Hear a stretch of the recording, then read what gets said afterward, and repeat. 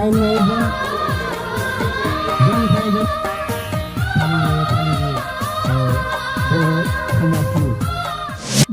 8 May गोथार बर' बिजों सान।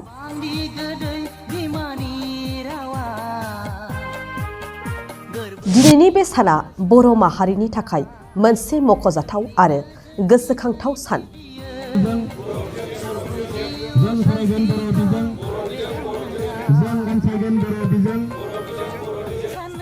थांनाय 1963 इं मायथाइनि 8 मे थामहिनबा दिनैनि बे सानावनो बर' रावखौ बर' थुनलाइ आफादनि नाजानायाव फरायसालिनि बिजों महरै गिबिसिनै फरायजेननो आरो लिरजेननो मोन्दोंमोन।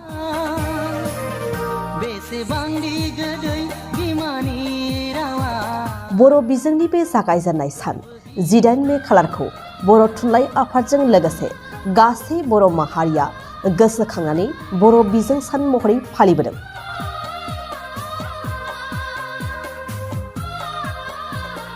बेबायदिनो दिनैबो दुलाराय बर' माहारिया गुबुन गुबुन थावनिफोराव बर' बिजों सान फालिनाय बायदिनो क'क्राझार जिल्ला बर' थुनलाइ आफादाबो सिम्बोरगाव गोजौसिन गेजेरारि फरायसालियाव सानसेनि हाबाफारिजों बर' बिजों सानखौ फालिदों।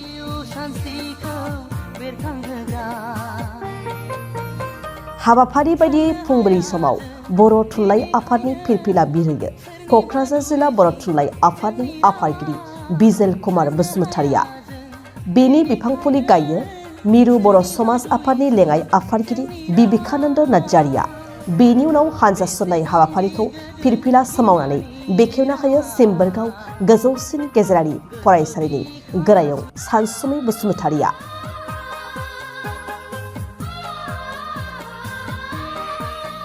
दिनैनि बे बर' बिजों सानजों लोब्बा लाखिनानै बर' बिजों बेनि आथिखाल आरो इयुन आयदानि सायाव सिम्बोरगाव गोजौसिन गेजेरारि फरायसालिनि सावराय नब्लाङाव मोनसे गेवलां सावरायमेलबो लानाय जायो।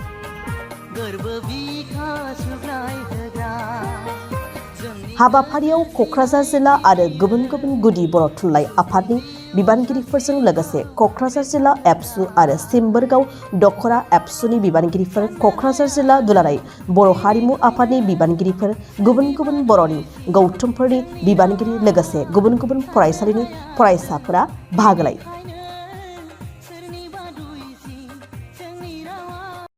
दिनैनि बे 8 मे जे 8 मे बे मोनसे गोसोखांथाव जारिमिनारि सान बर' हारिनि थाखाय। दिनैनि बे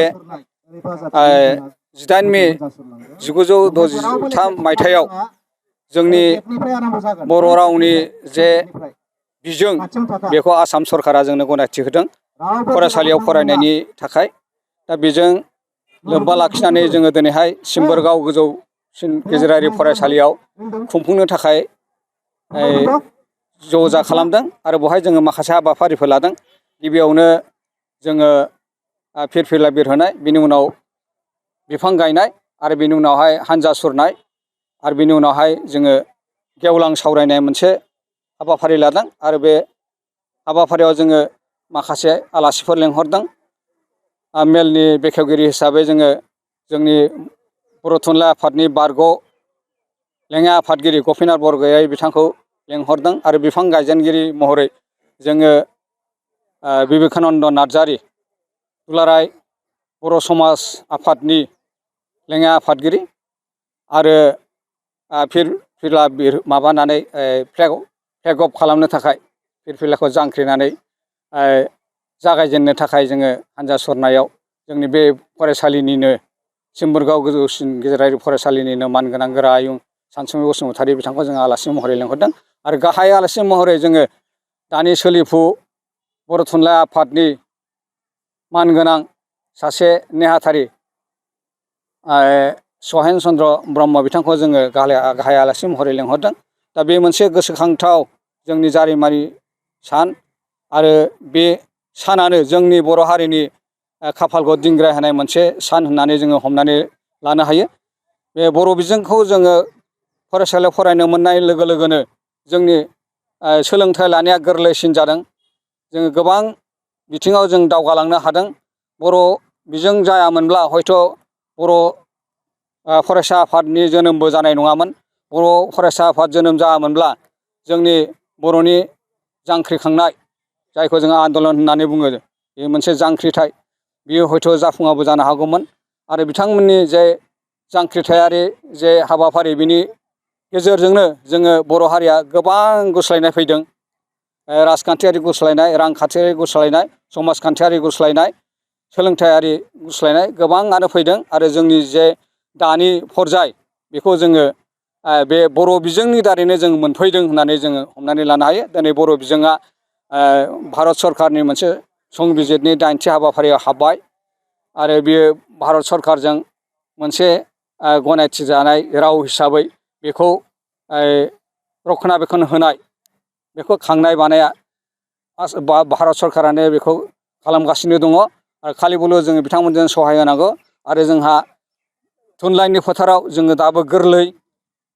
गुबुन रावारि थुनलाइजों जोङो दासिमबो समानै जोङो आगान सुरनो हायाखै। बेनि थाखाय जोंहा गोबां हाबा मावनांगौ दङ। जोंनि लाइमोनफ्रा बे फारसे नोजोर होनांगोन। जोंनि राव थुनलाइखौ जाहाथे गुबुन हारिनि भारतफोरनि जे राव हारि बा बायजोनि राव हारिनि थुनलाइ बेजों समान समान लांफानायनि हाबाफारिखौ बिथांमोनहा मावनांगोन आरो सरकारखौबो जोङो रिकुवेस्ट खालामो बा खावलायो जाहाथे बे बर' रावखौ दावगाहोनाय जौगाहोनायाव हाबाफारि लानायखौ जाहाथे कृपनारि खालामा। जेरैहाय बिजाब साप्लाय हरनाय, फोरोंगिरि थिसननाय आरो फरायसालिफोरखौ सरखारि खालामनाय बेफोराव जाहाथे लेहेम खालामा जों आसाम सरकारखौ खावलायो। दा बे मोनसे जारिमिनारि दिनखौ जोङो दिनैहाय बेवहाय गाजा गोमजायै फालिनो जोङो लादों। मिजिं थिदों बे हाबाफारिया गाहामै गाहाम जाफुंलांगोन। बेखिनिखौनो आङो दिनैनि दिनाव नुनो मोनो जे गोबां सुबुंफोरानो बर' सुबुंफोरा बर' बिजों फरायनानै जाफुंसार जानायाव जेंना नुजाथियो। बेफोरबायदि माखासे फोथायनाय दङ। मा बुंनो सार बिनि सायाव? बेथ' दुखुनांथाव। बे बाथ्रा जोंनाव सोलिगासिनो दङ। बर' बिजों फरायनानै जोंनि गथ'फ्रा रोंगौथि मोननो हाया, मोजां शिक्षा लानो हाया, मोजां साख्रि बाख्रि मोना, इन्टारभिउफ्राव जोङो देरहासार जानो हाया। गुबुन राव एबा इंराजि रावजों फरायबासो जोङो जे माने देरहासार जानो हायो। UPSC, APSC एग्जामिनेसनफ्राव देरहासार जानो हायो, डाक्टार इन्जिनियार जानो हायो। जों बेखौ जोंनि गोसोआव दाबो माखासे सुबुंफोरनाव दङ। गुबुन रावखौ मोजां मोननाय, जों गावनिखौ असे रावखौनो जोङो मोजां मोननो रोङै बे आखुथाया जोंनाव दङ। नाथाय बे बिदि नङा। जोङो दासिम नुनो मोनबाय बर' बिजों फरायनानैनो गोबां जोंहा फरायसाफ्रा डाक्टार इन्जिनियार जालांबाय, साइन्टिस्टबो जानाय जों नुनो मोनबाय आरो गोबां माने इन्टारभिउफ्राव गिदिर गिदिर इन्टारभिउ माने UPSC, APSC, बेंक बेफोराव देरहासार जानाय जों नुनो मोनबाय। आरो बर' रावा 9 सिडिउलाव हाबनाय लोगो लोगोनो 8 सिडिउलाव हाबनाय लोगो लोगोनो बेबो मोनसे अपसनेल पेपार जाबाय। बेजोंबो जोङो इन्टारभिउ थिन्टारभिउ होनो हानायनि मोनसे खाबुखौ मोनबाय। बेनिखायनो आं खावलायो जोंनि गारजेनफ्रा जाहाथे गावनि गथ'फोरखौ जोंनि बे बिमा रावजोंनो जाहाथे फोरोङो। बिमा रावनिख्रुइ साबसिन राव गैया, गोदैसिन राव गैया आरो बुजिनो हानायसिन राव।